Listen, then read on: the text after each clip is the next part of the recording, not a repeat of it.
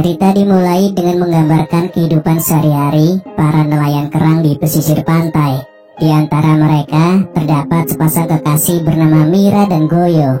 Seperti biasa, mereka berdua sibuk mencari kerang di sekitar pantai, mengandalkan hasil tangkapan itu sebagai sumber penghidupan. Setelah selesai bekerja, Mira dan Goyo memutuskan untuk pulang. Namun ketika itu mereka dikejutkan oleh pemandangan garis polisi yang dipasang di sekitar area pantai. Di situ juga terpampang spanduk besar yang mengumumkan rencana reklamasi wilayah pesisir. Mira dan Goyo menyadari bahwa reklamasi tersebut akan mengancam kehidupan para nelayan, termasuk mata pencarian mereka sendiri. Keadaan menjadi semakin tegang ketika warga sekitar yang merasa hak mereka dirampas menggelar demonstrasi besar-besaran untuk menolak reklamasi. Di barisan depan aksi tersebut terlihat Moses, ayah Mira, yang dengan berani menyuarakan penolakan terhadap proyek tersebut. Namun di tengah panasnya aksi protes, Moses tiba-tiba terjatuh karena serangan stroke.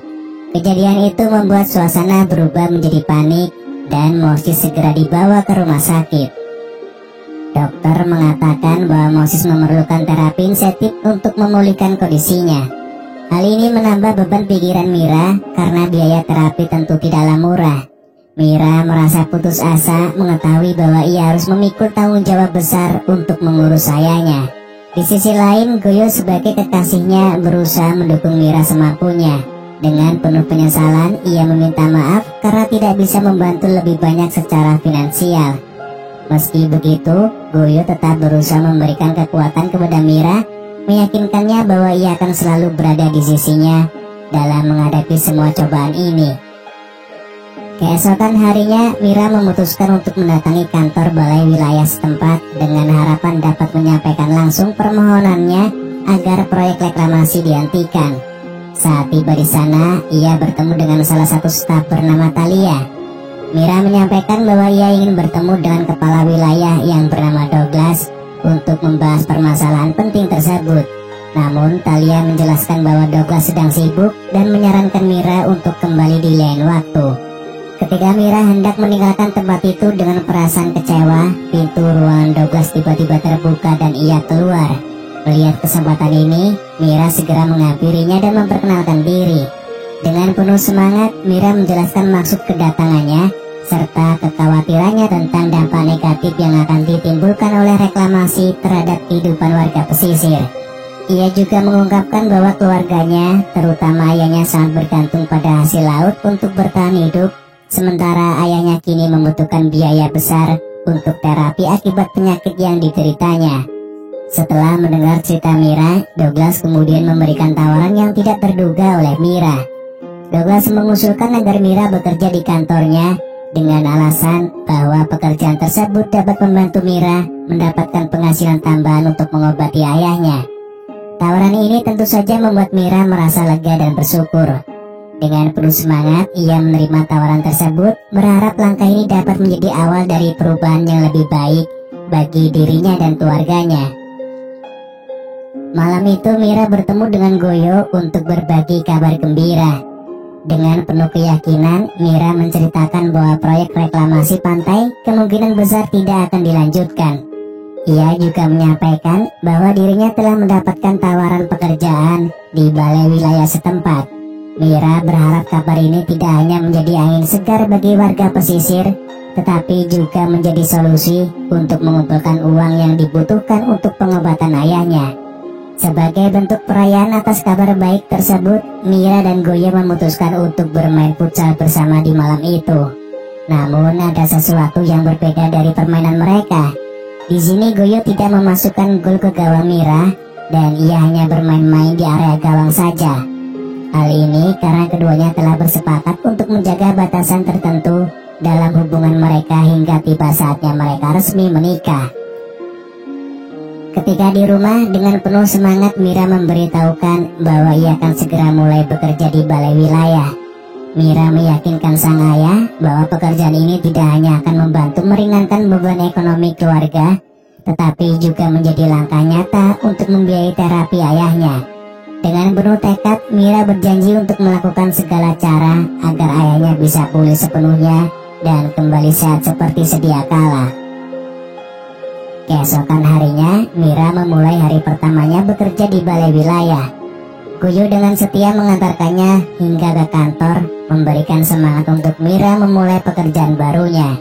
Di sana, Thalia sebagai rekan seniornya dengan sabar memberikan arahan mengenai tugas-tugas yang harus dilakukan Mira.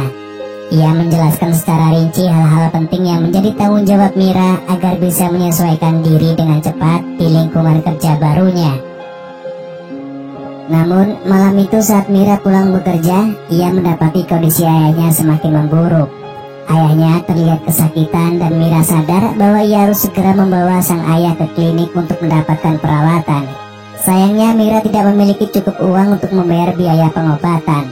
Dalam kebingungan dan rasa panik, ia memutuskan untuk meminta bantuan Goyo. Bersama Goyo, Mira bergegas menuju rumah Douglas dengan harapan mendapatkan pertolongan.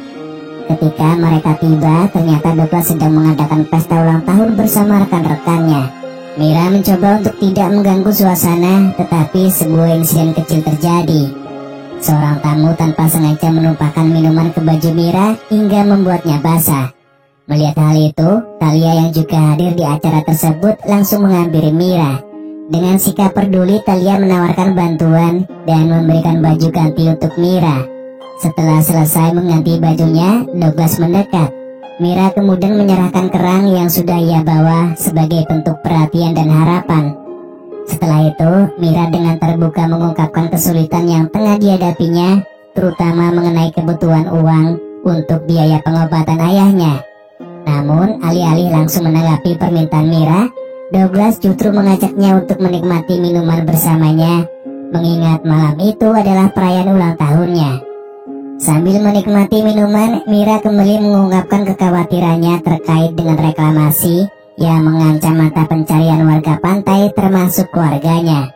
Douglas mencoba menenangkan Mira dengan mengatakan bahwa ia sedang berusaha mengatasi masalah tersebut, namun meminta Mira untuk bersabar sedikit lebih lama.